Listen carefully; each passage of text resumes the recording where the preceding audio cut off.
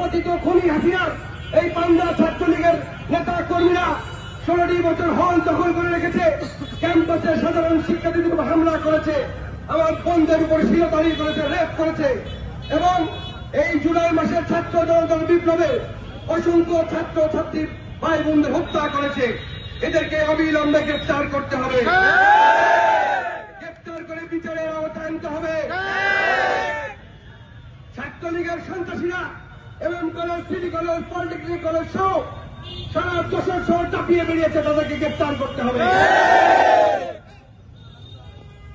গোয়েন্দা সংস্থার ভাইদেরকে বলছি, আপনাদের কাছে বিগত 16টি বছরের ছাত্রলীগের সন্ত্রাসীদের অস্ত্রধারীদের তালিকা আছে, প্রত্যেকটি ছাত্রলীগের যারা মাদক ব্যবসা করে তাদের তালিকা আছে।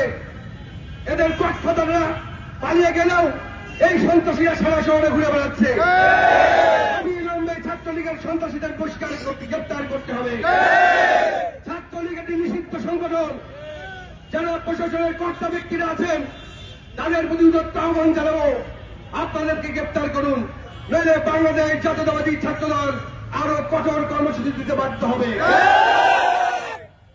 সহযোদ্ধা সাথী বন্ধুরা, আপনারা জানেন ছাত্রলীগের সন্ত্রাসীরা, যুবলীগের সন্ত্রাসীরা, আওয়ামী লীগের সন্ত্রাসীরা শহরে এখনো প্রকাশ্যে ঘুরে বেড়ায়, বিভিন্ন জায়গায় জটলা করে।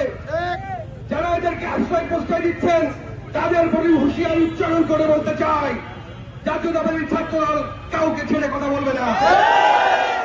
ছাত্রদল 16টি বছর রাজপথে ছিল, ছাত্রদল কখনো কারোর সাথে আপোষ করে নাই, ছাত্রদল রক্ত দিয়েছে। ছাত্র জনতার বিপ্লবে 149 জন ছাত্রদলের পদচারী নেতা নিহত হয়েছে।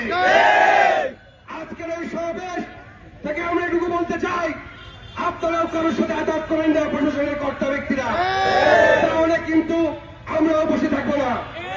আজকে যারা উপস্থিত হয়েছেন সকলের প্রতি কৃতজ্ঞতা প্রকাশ করে